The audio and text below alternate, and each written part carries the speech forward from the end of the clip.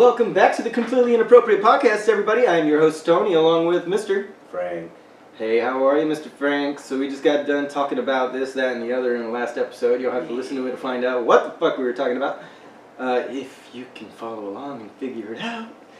This episode, we are finally going to open up with my marathon that I just ran on Sunday. God, just bringing it up just made me exhausted. I had so much energy. I was like, man, the coffee really kicked in, and then I said the word marathon out loud, and I'm just fully drained.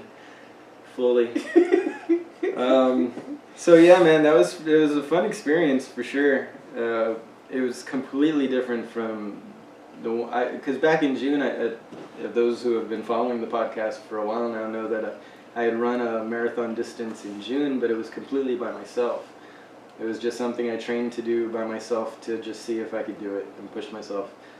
But I was still too nervous to spend $100 to enter a fucking marathon. So I didn't want to waste my money and then not, know that I could finish. But I did. I finished it the first time I ever tried. And then I decided to come and try an official marathon with the time limit of, I think, 6 hours. I beat it with 20 minutes to spare. I was the second to last person to beat the cutoff time. And I think I was like, and then I was the second to last male. I was basically the second to last, period. Yeah. I don't know if it was male or female. All the women beat me that beat the time. But yeah, they were making a big deal about it. It's like, oh, this is our first female fucking 10-mile fucking winner. Yeah, because there's separate categories because you get a different medal for being the top woman or top male. And then there's an age group category too that's like 18 to 25. Yeah, so the people that got on the vlog that were first place, second place, third place, they weren't in your run. They were in the 10-mile run. And I'm like, the 10K, oh shit. The 10K is only 6 miles. Fucking go again, 1, 2, 3. I really want to do a 10K. I want to see if I can really compete at that level because I can do a solid 10K at like 7.5 minutes a mile, which is, it's fairly competitive. It's not, there are marathon runners that complete it at that pace, Yeah. I can't keep that up for 26.2 miles as evidenced by this last weekend. So like I was at the halfway mark. I thought, wow, there's so many people running this marathon, and like I was trying to keep up with like this really big dude. I was like, well, I can probably keep pace with him. And then I realized that at a half marathon distance at 13.1, he veered off and finished. He was only doing a half marathon, so I was keeping pace with people that were at a much higher pace than I probably should have been. Yeah. But I think it freaked me out because by that point, I think I had already ran the half marathon plus, I ran 18 miles in 2 hours, 7 minutes, I think. So I was on track to finish at about 4.5 hours. Like I was giving myself about a 4.5 hour finish time. Yeah. By the time I was at the halfway, at 18 miles. No, I'm sorry, at 14 miles. Yeah. So, at that, sorry, let me restate that. At the halfway mark, I was at 2 hours, whatever minutes, right? But then I got a cramp in both of my legs and couldn't fucking do more than like maybe 10 yards before I had to sit down, stretch out, run another 10 yards, sit down, stretch out. It happened so much that people were passing me asking if I needed a medic. I was like, no, I'm fine. I'm not dizzy. I'm not faint. It's just my legs are seizing up, So people were like throwing me salt packets and, seeing if I needed goo gels and all that. Which I was taking the whole time. I felt like I was hydrating and doing everything right, but the cold and what I really think happened, full disclosure, is I at one point farted and it felt like something might have come out. But so I think me tightening my sphincter up and feeling that pressure in there made my legs cramp up. It was that little bit extra tension that I wasn't ready for, and it fucked me up for 3 miles, dude. So finally I made it to an aid station. I get to the aid station and they got a cot I drink some Gatorade, I get some water and one more packet of salt, and I stretch out my hamstrings. And they're like, if you need it, there's a restroom down the road there. And at this point, it's maybe 60 degrees out with a wind chill, bringing it down to maybe like 56, somewhere around there. And at this point, I'm just shaking. I'm fatigued and I'm shaking, like my legs are jittery. But once I stretch out there, I'm ready. I can at least make it to the porta potty. And I think if I can get to the porta potty and just get out of the cold for a couple minutes, because until then, this is mile 19. Until then, I've been completely exposed. There's no, there was no cover. I didn't go into a porta potty before then. So I sit down, and finally my muscles are able to relax a little bit because they're not getting that wind, that cold wind, just hitting every fucking sweat pore on my body. It was really uncomfortable. But so my muscles relax, and all of a sudden I urinated like maybe a half a shot, but it was clear. It was good that you can urinate at all. It shows that you're not dehydrated. And then that little raisinette of a plop came out of my ass, and all of a sudden the tension just released 100% from my legs. It was like my legs. It was like I had just run 5 miles instead of 18 all of a sudden, or 19 all of a sudden. Mm-hmm. So I got out of the porta potty, and I run 20 yards. And I'm not stopping yet. I don't feel uncomfortable. I run a half a mile. I'm like smiling again. I'm like, it's gone. It really was that, So yeah. I get to a mile and I'm like singing. I'm like, because this is mile 20. I'm like, 6 more miles to go. I started thinking about you and Rob, the Marine, fucking out there fucking hiking and shit with these fucking packs on. And I just get into like my fucking daydreaming of fucking in an alternate life. I'd be in the Marines and I'd be going 6 more miles to go, then my ass can go home. I will finish this and take another shit. Like I was just fucking screaming to myself, keeping a cadence, man. And I kid you not, for the next 7 miles, I would there would be times where I was just fucking out of breath and I still needed to stop and catch my breath again. But I was at a steady pace, probably maybe 10 minutes a mile at that point. But for those 3 miles, I was doing maybe like 13, 14 minutes a mile. Just running, stopping, and stretching. So from a potential of a 4.5 hour finish, I went to 5 hours 39, which is 21 minutes before the cutoff, which was really my only goal. Was to go from my initial marathon run of 7 hours and 12 minutes to anything better. I was just hoping to do anything better than 7 hours, man. And I cut it down 1.5 hours, man. I was really proud of myself. It was a really cool feeling. And then my son came running out. They gave me my medal. And the girl that gave me my medal, I'm just used to people putting their arms up towards my neck, so I just fell into her and gave her a hug. And she was like, oh, yeah. And I was like, so I'm a hugger. I just need a hug. I think my wife got it on camera too. We'll post that on Instagram. It was really dumb. It was really dumb. Then I turned around and my kids jumped the barrier. They threw my kid over the barrier so he could run at me. And he said, I'm proud of you, Daddy. I was like, God, son, you got my twisting my heartstring there. I gave him my medal, and then I went and gave you a hug, I think, and saw everybody else. Yeah. But it was cool, man. There was one part of the whole thing that was very, very cool, man. On the way to driving to the marathon, the song Bohemian Rhapsody came on by Queen. And I was, so you think you could stop me, spit in my eye. As that came on in the song in my car, I thought, okay, I'm gonna have that on my watch so that I could listen to that as a power-up song. Like that's the sign I needed on what song I was gonna choose for that, because I've always kind of done that, picked a song to listen to for a run as a power song. Just good cadence, good tempo, and gets you pumped up to keep going. So I get to the starting line and I hit play, and I realize I didn't download any music on my watch. So I had nothing to listen to the entire time, which ended up being a boon because it helped me concentrate on the people around me and keeping my own pace. It was kind of cool, very, very unique experience. But so I told myself I was going to listen to this song, right? And I wasn't able to. So that was in the car right there. The last mile and a half, let's say, before the finish line.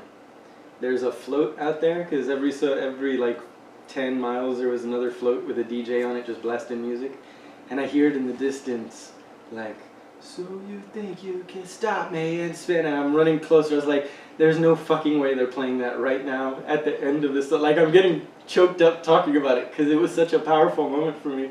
It was like I went through hell fucking pushing through those 3 miles of cramping, and then that bliss of knowing that I got through the worst of it and I was gonna finish, and then that power song comes on. Just serendipity, dude. And so I'm pushing through this song, right? I'm screaming, so you think you can stop me? Fucking out of breath, but running, sprinting almost, fucking through this song.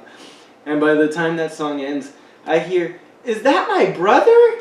And like another quarter of the mile down the road, I see my little sister, my god sister, and my parents out there. And they had walked, because I don't know how they had no idea where I was. I had lost all communication with you guys because my watch had died. I wasn't able to check in with you guys.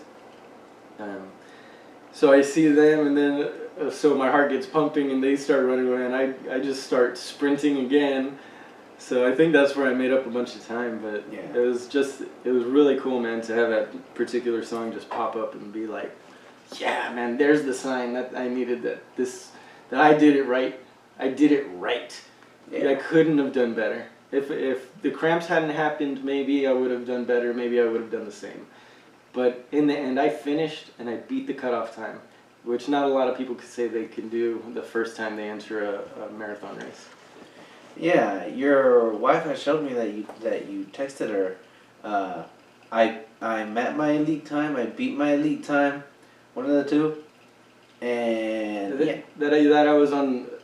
I don't think I said that. Or elite running, something elite, right? And what happened? Yeah, and I'm like, well, I guess. Like, I don't know what he means by that, but okay. I probably sent a message and didn't spell check it or something, because I think the only things I was messaging her was I'm at mile 8, and then that's probably what it was. I was saying I was at mile 8, and it said elite or something on the message.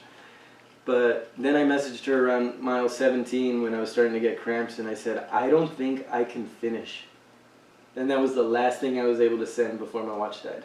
Yeah, I know what happened. And so then she hit the fucking tracker thing, right?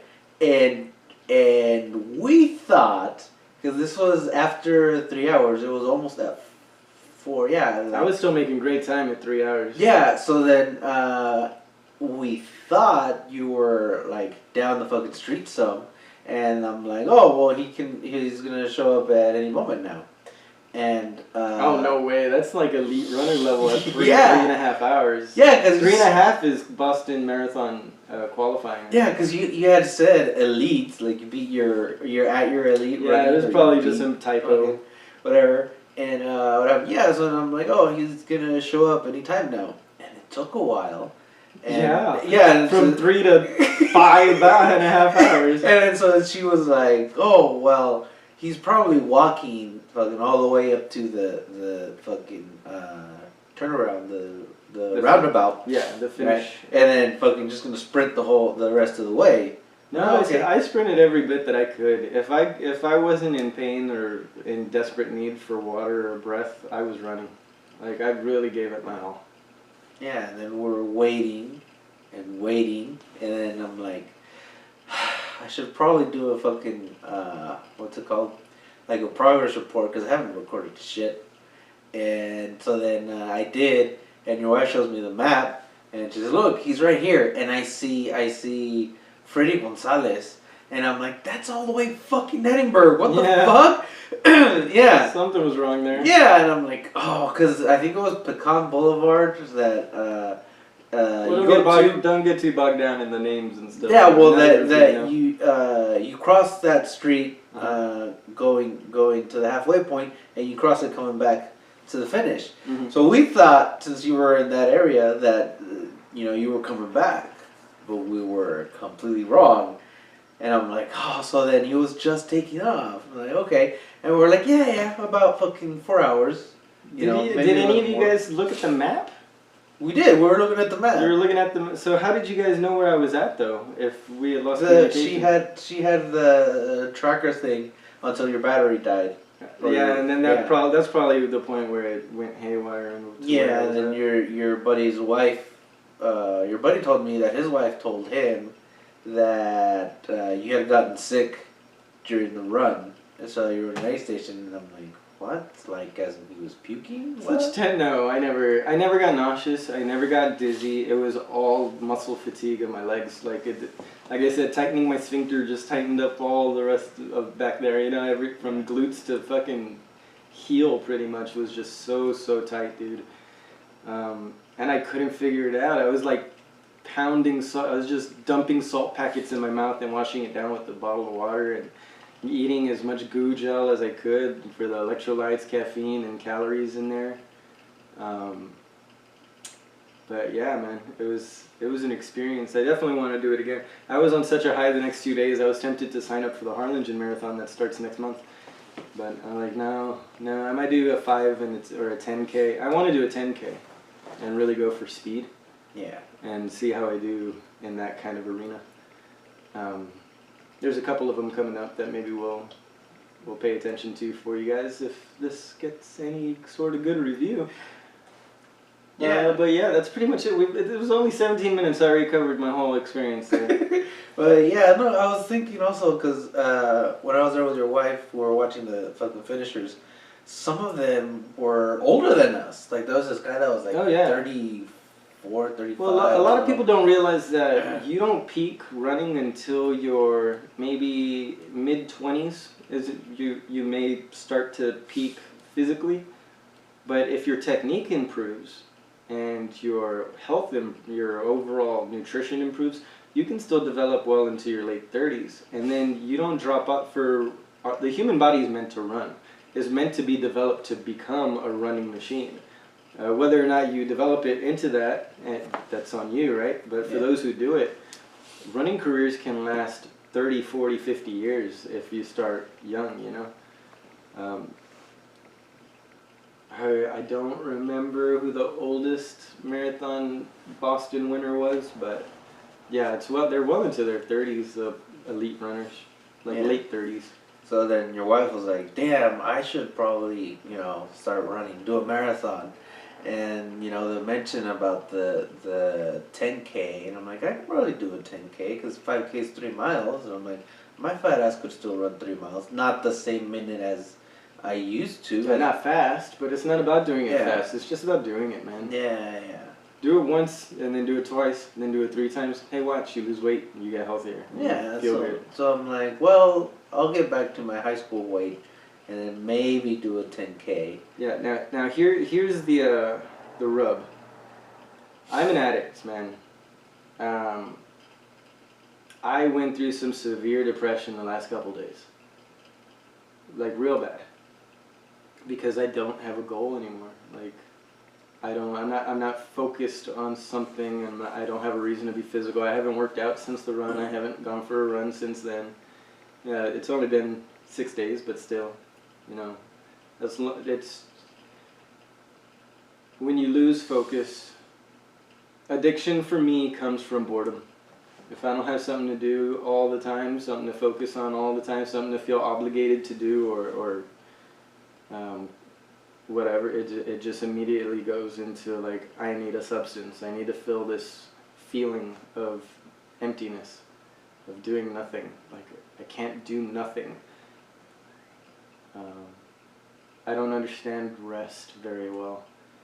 So when I do rest, and I realize that my body physically needed rest, like yesterday I slept the majority of the day and stayed in bed the majority of the day because depression had hit me real hard yesterday in particular. I recognized that it was in part due to just physical fatigue. I ran 26.2 miles, my body was still repairing itself, and I still went to work the very next day and stood for 11 hours and did full shifts all week. Never really gave my body a chance to recover. So when your body needs to recover and you don't give it time to, your mind gets fatigued. It's 100% a part of my depression. is fatigue induced.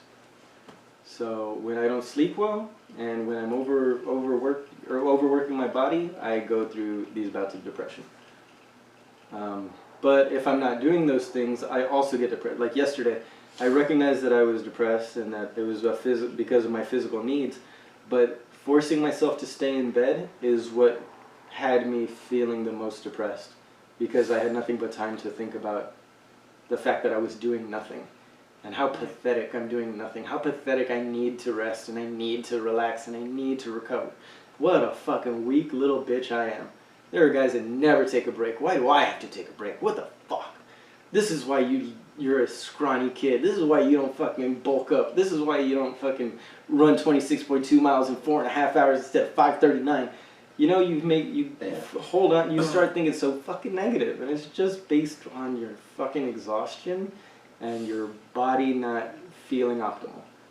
Like, the physical affects the mental, and the mental affects the physical. 100% in my case. And I tend to believe that that goes across, you know, humanity. A lot of us, I can't be the only one. Yeah. But how about you, man?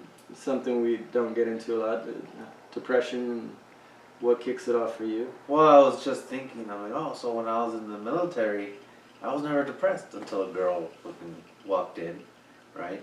And I'm like, maybe it is a concern of health. It's a chemical balance in your body. Yeah. If your body's not balanced, how can you expect the chemicals in your brain to be balanced? Yeah. And then I'm like, well, what about high school? I was always depressed in high school. I'm like, oh, well, because You weren't girls. doing it. Oh, girls, yeah. Yeah. I mean, hormones. You can't fight hormones, unfortunately, until those balance out too. And that's just a chemical fucking swing. Yeah, so then the last time I was depressed was fucking sometime last year. But I was thinking when I had seen Far out of the screen. I guess I should lean forward a little bit. when I had seen your video on the grams, I was like, yeah. Well, you know, I was because we follow a lot of people that post shit like that, you know, try to inspire people, and you know, I didn't want to do it for attention. I didn't look at Instagram after I posted that. I was like, I don't want to see what people have to say about it or who looked at it. I just want people to know, like, it fucking doesn't matter what your problem is. Like I said, it felt like it came out of nowhere. And it does. And it's only because I can look back on it today after resting like a motherfucker all day yesterday and all through the night and feeling 99%, I feel 100% better right now. You know, because I'm busy doing something with you, creating, but I also feel physically better. So I don't feel depressed anymore today. I was fucking crying on Instagram yesterday. Yeah. And today I'm like, ha ha. Yeah. Like, that's the psychosis of these problems, but we need to recognize why it comes on. That it's not always out of nowhere. There was a literal, tangible, physical reason. My body needed to recover, and it was affecting my chemical balance in my brain. Like, not to say that, you know, some people have it more severe. Sometimes those swings are really big dumps, and usually it's because of your microbiome, because of whatever the fuck diet you're on. It's causing insulin levels to spike, and your cortisol levels to fucking shift so dramatically that it changes your emotions. It literally changes your emotions. Just like fucking Rogan and other people, and we all always bring up that toxoplasmosis gets into the fucking rat's brain and changes what they're fucking sexually attracted to. Cat urine, and makes them fucking get eaten by a cat, where the toxoplasmosis can then develop in the fucking intestines of the cat, which is the only way that it can fucking reproduce. Well, our body is like 90%, it's like, there's twice as much bacteria in our body than human cells. Mm-hmm. There's twice as much bacteria in your body than human cells. So we are mostly other organisms. We are not even mostly human, if you look at it that way. It's this bacteria that makes us who we are, essentially. So, what are we? Are we human? Are we bacteria? Are we just an amalgamation of these things? Can we control it with our brain, or is our brain being controlled by it? Like, can we fight it with meditation, or are we meditating because a lower heart rate produces more of this bacteria that's thriving in our body that we don't even recognize or know of yet. You know, we're discovering new things in the human body and everywhere, every fucking day. Every year there's a new study coming out on something that we've discovered about ourselves. It's fascinating. Yeah, that's what I was thinking. I'm like, well, what's working for me? And I'm like, well, the only thing I can think of is the fucking medication. You know, that's the difference between me. I'm taking meds. But if you were, do you think that maybe if you were to shift your daily habits and your routine into one where you walked every day, you did a little bit of lifting in the morning and a little bit of walking every afternoon, maybe you lost a little bit of weight, maybe even if you don't lose weight, maybe your cardiovascular system just gets stronger, you're able to breathe a little bit easier day to day. Like, do you think any of that is worth trying to, you know, see if you can enhance the effects of, you know, the benefits you're finding?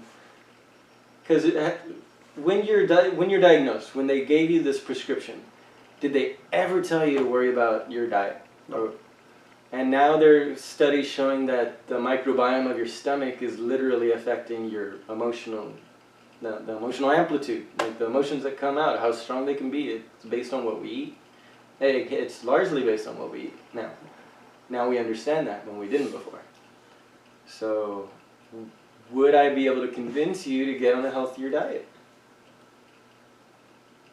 Probably not, because of habit.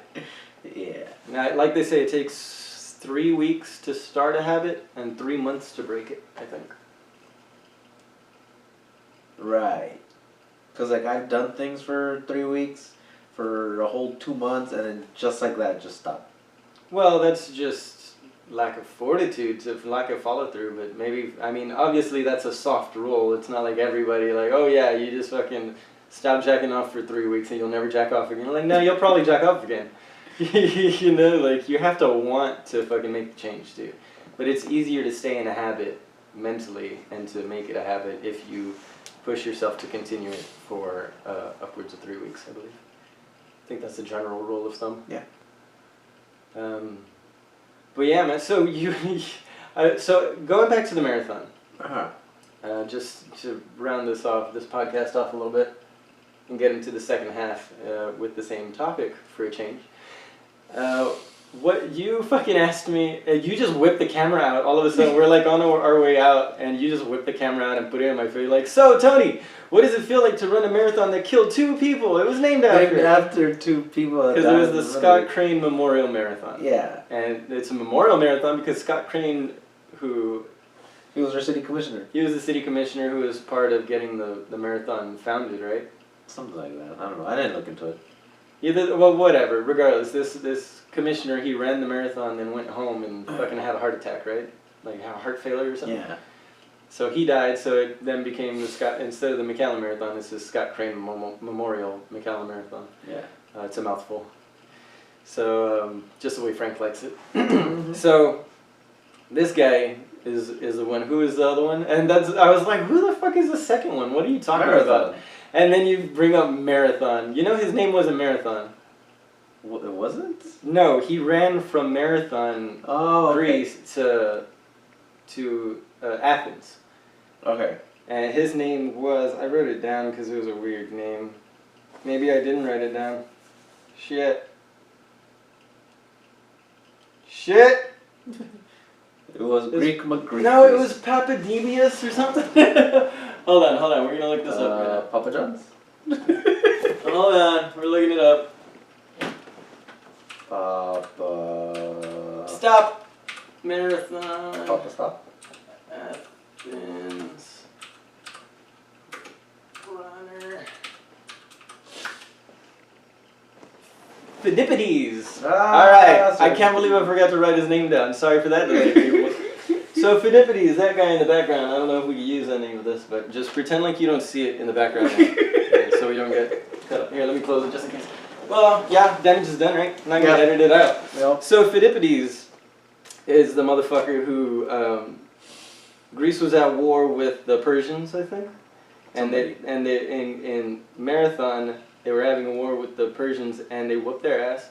So Phidippides was sent to Athens to go give news of the good news that we were winning, and to maybe get more soldiers or something. I don't remember why the fuck they sent him. The point was he ran from the city of Marathon to Athens, which is not 26.2 miles. So as a matter of fact, I whooped his ass by like 1.5 miles. Oh wow. Yeah, because the actual distance from from Athens to Marathon and vice versa is 40 kilometers, which happens to be the original distance that the marathon used to be run, was 40K. But that's only 24.85 miles. I see. Yeah, that's well under, that's significant. So I mean, 24 miles is enough to kill a man. 24.85 miles, yes, in this situation. 40K. But then again, Greece has mountains and hills. And That's right. It definitely wasn't a road race. Yeah. It was a trail run. Yeah. Trail runner. I would that is my next goal. That might be my next thing. If I sign up for another marathon, it's going to be for a trail marathon rather than because I prefer trails. I think it's easier on the knees. It's easier to get lost in the run because it's a lot more technical terrain. You have to really pay more attention to what you're doing rather than what's around you. That's actually what I trained for my first marathon. I was training to do it on a dirt road, which was still a road, but it was a lot softer and a lot hillier, the location. Anyway, so long story short, do you know what? So it went from 24.85 miles, and then in 1908 in London, they changed it to 26.2 miles. Interesting. Yeah, what's really interesting is why, and how fucking pretentious the Queen is. The fucking cunt decided that for all these hundreds of years, 40 kilometers wasn't what we were going to do because I want my grandkids and my children to be able to see the start of the run from the nursery window of Windsor Castle or whatever the fuck it was it? Yeah, Windsor. The nursery at Windsor Castle. So that her kids could... This is Queen Alexandria. She's the great-grandmother of Queen Elizabeth, who's a queen now. So Queen Alexandria was like, okay, we're doing the marathon here in London this year. But instead of the 24.85 miles, we're going to do 26.2 because if we do that, it could start outside Windsor Palace under the nursery so the kids can see the start. Isn't that weird? It's kind of an arbitrary reason for it to have done that. For them, so they completely changed it after that. And I don't understand why they thought that should be the new standard, but it became the new standard. It also, at some point, they decided to stop calling it the 40K, and they started calling the marathons the 26.2 miles. They started referring to them in miles rather than kilometers for some reason. I don't remember why though. But weird little facts, right? Like how inappropriate. So talking about fucking doing shit for inappropriate reasons. Like just for my children, fuck all these competitors who train for a certain distance, because that matters, dude, for a marathon time. Yeah. Like an extra 1.5 miles is nothing. Like it's something for large amounts of people. I don't know, man. Yeah, I don't know where to go from that. I just thought that was interesting that because this fucking queen just wanted her kids to watch it, we'll change the whole rules for everybody. The first marathon back in Greece. Dude, the first marathon winner, he had the most badass name. Fucking badass name. Okay. His name was Spyridon Spyros Luis. Huh. Spyridon Spyros Luis. He ran that motherfucker in 2 hours, 58 minutes, and 50 seconds. So there's always been a sub-3 marathoner. But that was fucking insane. I could not imagine doing a sub-3 hour. And that's what you need to do. Like now, Elias, whatever the fuck his name, just ran the first sub-2 marathon, sub-2 hour marathon. He first one to ever do it, right? But there's some controversy about it, dude. And it's only a controversy to nerds that pay attention to this kind of shit. But apparently the Nike Flyknit that he wore, the woman who broke the marathon record recently was also wearing the Nike Flyknits. And so they're actually trying to figure out if they're going to allow it in the next year's Olympics, because they think that the construction of this particular shoe is giving them an unfair advantage, a mechanical advantage. based on just the way it springs. And of course, Nike's rebuttal is, well, we assure you that our shoes do not amplify the amount of force the runner puts in, which is common sense. That's just fucking E equals MC squared. That's not E equals, but is it? I don't know. My point is, there's no possible way that's physics. You know, physics doesn't allow for more output than input. Like it just no science works that way. You put in a certain amount of energy, you get out a certain amount of energy. So obviously, the shoe is incapable of producing more energy than the runner is given, but it is giving them a certain mechanical advantage that's allowing them less fatigue on the foot, which is fine. But that's why it's so controversial, because they're doing so many studies right now to figure out how much of an advantage is it giving people, and should we allow that shoe to be raced in if it's not available to everybody. But if it is available to everybody, it's like buying the right goo, the right energy supplement, you know? Like, if you just have something that fuels you better, is that a performance-enhancing drug, or is it just better fuel consumption? Like, it's these nuances of the people that are breaking records. There's a lot of science that goes into this shit. Yeah. Foot force, pressure, it's crazy. It's like the keto diet. Like it's designed keto? to teach your body to burn fats, only the unnecessary one. But the problem is that everyone's body is different. Yeah. So it can't be one size fits all. Yeah, well, it's like the meat diet right now, where you eat nothing but meat, or like the potato diet is another one that Penn Jillette was on, where he ate nothing but nothing but potato, just with I don't even think he was putting salt on it. It was just potatoes, but he lost like hundreds of pounds that way. But the idea is that the meat, protein, and potatoes individually, that have plenty of the nutrients that you need to survive. Yeah. Like, now, are you going to become vitamin deficient in certain things later on? We don't know. These diets haven't existed long enough to have that information on yet.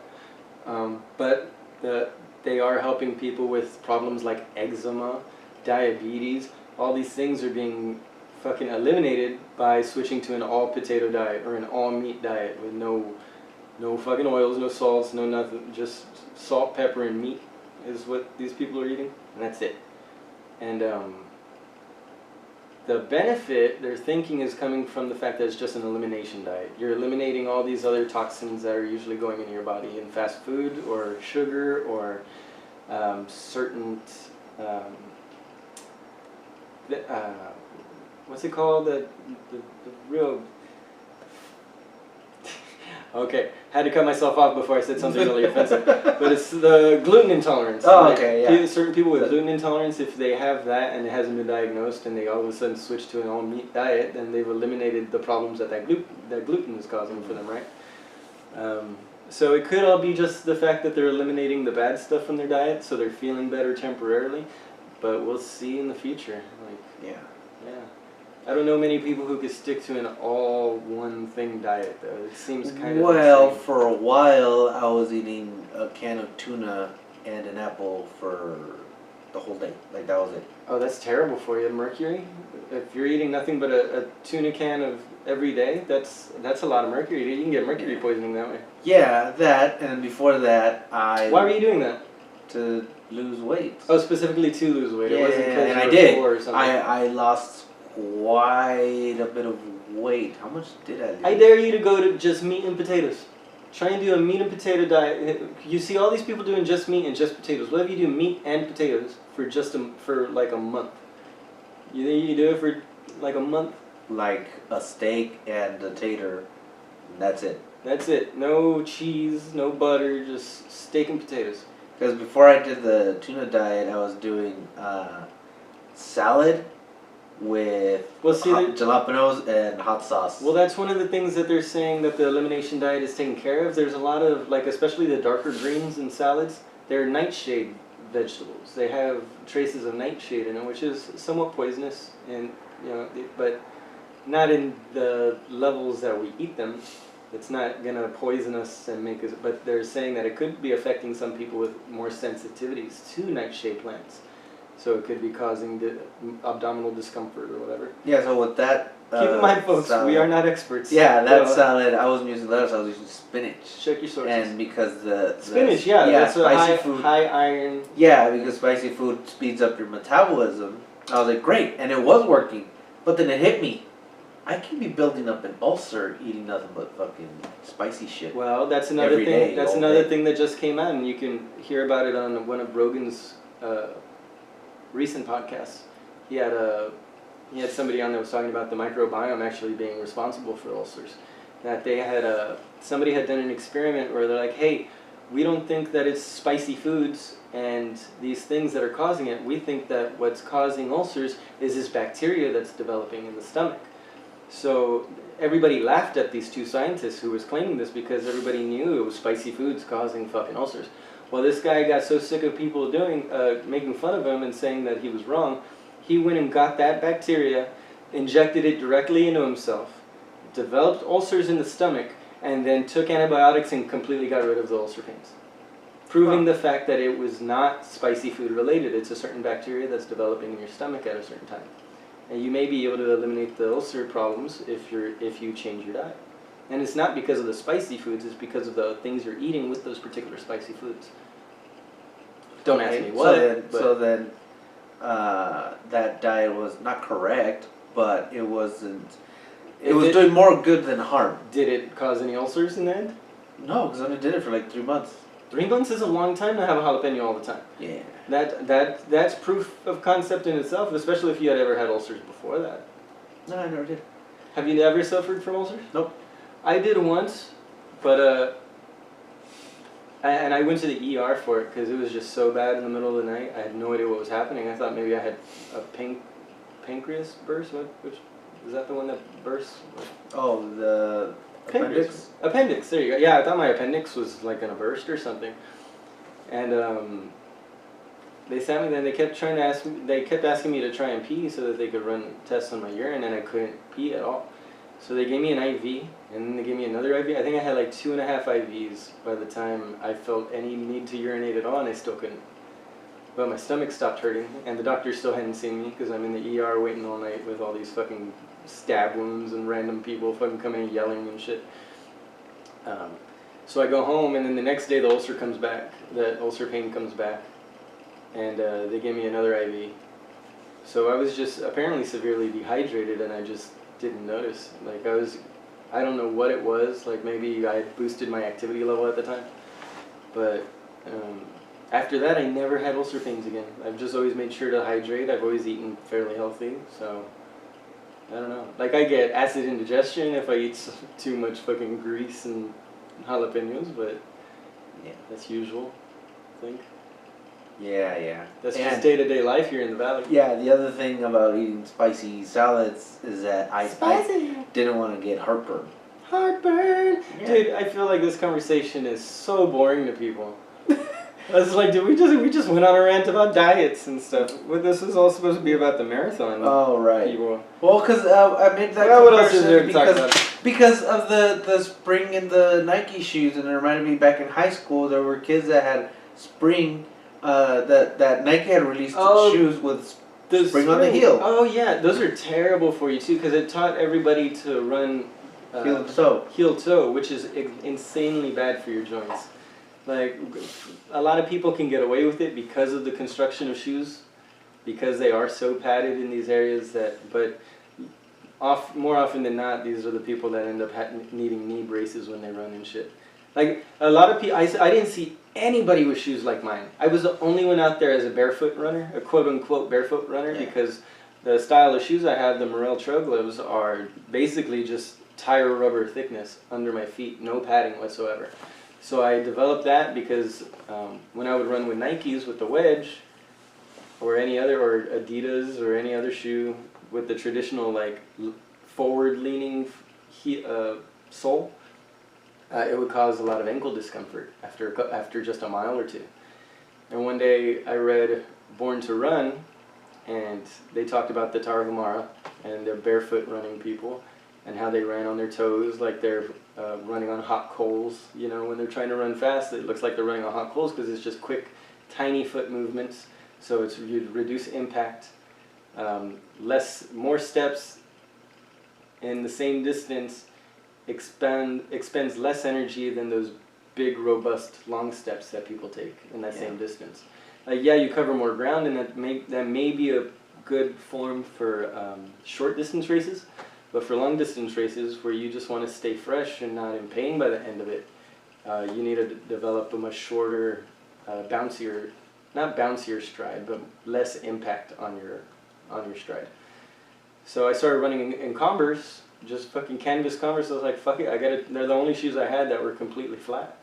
So I was like, let me try these. I ended up running 7 miles the very first time with 0 ankle problems, and I realized, well, I'm a barefoot runner. So I ended up buying 2 pairs of those Trail Glove 4s, and I've been running in those ever since. And I had like one small little blister on the side of my foot at the end of the marathon. At the end of 26.2 miles, I had nothing wrong with my feet. Not just the tiniest little blister, and it didn't even bother me. I didn't even realize it was there till the next day. So, I mean, and of course I don't say everybody should run with these type of shoes. Like you said, with our diets, with our bodies, everybody's different. Yeah. Some people have a high arc, some people have a low arc in their foot. You know, run what feels comfortable to you, but if you're running and something hurts by the end of the fucking run, you're doing something wrong. You need to adjust. And it's not easy to adjust a running cadence or a running posture, but you can adjust it just like anything else. It's not like to swim good, you can do whatever kind of stroke you want. You have to keep your body straight. You have to extend your arms. You have to cup your hands. If you don't do some of those, you're going to lose speed. Like, it's the same thing with running. There are right ways for you to run with your body, but you can't just take it for granted that you're doing it right because you're doing it. But yeah, it took me 3 years to develop the stride that I have. Yeah, I think it did take me 3 years too, because, you know, when we would walk, you would say that I have pretty long strides for a guy my size. Yeah, you do. Well, you're very, very quick-footed. Yeah, and that comes from in boot camp. The drill instructors, they walk pretty fucking fast. Like, it looks like they're walking normal, right? But when you're supposed to keep up with them, you're like, holy fuck! And then they're always almost a light jog that yeah. I've seen you guys, like, especially when y'all are in formation and shit during parades and shit. Like, those are long strides. That's quick. Like, there are runners in the marathon I was with that would run at the pace that Marines march at. Yeah, and these fucking drill instructors, they look over their shoulder to see, you know, if you're keeping up, right? And if they see that you are keeping up, they step it up. Yeah. Like, oh God. Yeah, they look over and just pick it up. It's all about being the harder Marine, right? Yeah, it's about conditioning you to, you know. Yeah, but in the end, like, if the CO is pushing themselves harder, are they doing it just for you guys, or is it kind of like, oh, well, I gotta show them that I'm stronger than them and I can do this shit without any trouble while they're struggling back there? Like, well, it's because you're a nasty civilian. Yeah, because you know that they're struggling too. They're just better. They've got the poker face on, you know? Right. Like, it makes me wonder how many times these guys are like, fuck, I overworked myself working them too hard today. You know what I mean? Like, how often does that happen, I wonder? That's what we need to work on getting. We need to get a CO in here and see what it's really like to be in that position. Oh, you know what? Now you bring it up. I did bring it up. No, I had, because we follow Shen, the Happy Bean Girl. We gave her a shout out. Oh yeah, she's super cool. A few episodes ago. And, well, I love her. I love her feed, man. Super positive vibes. And I came to find out during through the Instagrams that her project, right? Her project. Yeah, the Happy Bean Girl project. Yeah, I found out that my old staff sergeant is involved in it. I saw that. Yeah. Yeah, it's pretty cool. That he's a representative out of Seattle. Oh, Florida. Seattle? No, Seattle, Washington. Hello. Oh. I was trying to think of what state that was in. Seattle, Florida? Watch there actually be a Seattle, Florida. Like, for the longest time, I had no idea there was a Paris, Texas, and a Paris this, and a Paris... Like, apparently there's Paris everywhere. Texas. Yeah, we have a lot of European countries in our state. Yep. So weird. Lack of imagination, man. For real. Yeah, I came to find that out, and I was like, oh my god. So now we have to have her over, like, fucking next week. I remember hitting her up a lot earlier when we started the podcast. When we first started following her, I hit her up about doing a swap cast, and she mentioned an interest in it back then, but we never followed up on it because we hadn't had Skype or a webcam. Yeah, now we have Skype. But now we do. Yeah, now we can. Possible. Well, yeah. We Yeah, have so much to do, man. We have so many project. plans for guests and stuff coming up. It never seems like it, but by the time I turn around, we've got somebody else coming the next weekend. And Yeah, it's So yeah, battery died right there at the end there, but that's no big deal because we're at our time limit anyway. Yeah, we're wrapping up anyway. So we threw a new battery on the video camera and restarted this just to say we fucking love you guys. Yep. Thanks for keeping with us and supporting us. Please make sure you guys comment, subscribe to our YouTube, our Insta, our Facebook, our Twitter, and our BitchUte channel. Hey, please check out BitchUte, guys. I know it's a little weird to go from YouTube to anything else right now, but with YouTube acting the way it does, I mean, we appreciate it as a source and as a tool to use, but let's try and keep the monopolies from fucking developing so goddamn much power. What do y'all say? Yeah. Check us out on BitchUte, man. What's our handle there? Completely Inappropriate Completely Podcast? _inappropriate_podcast. Right on, man. You can find us at Twitter at Completely Inap, on Instagram at CI Podcast. You can email us at completelyinappropriatepodcast@gmail.com with comments, questions, concerns, recommendations, any sort of bullshit you want to throw our way. We're more than happy to fucking put on a baseball glove and catch it. Catch any shit you want to throw. So, we love you guys. Frank, anything else we want to say here? I don't know. We love you. Alright, well, find your happy people. And be excellent to each other. He comes from his mama. He likes pie. He's Mr. Frank, and I am Tony. Bye.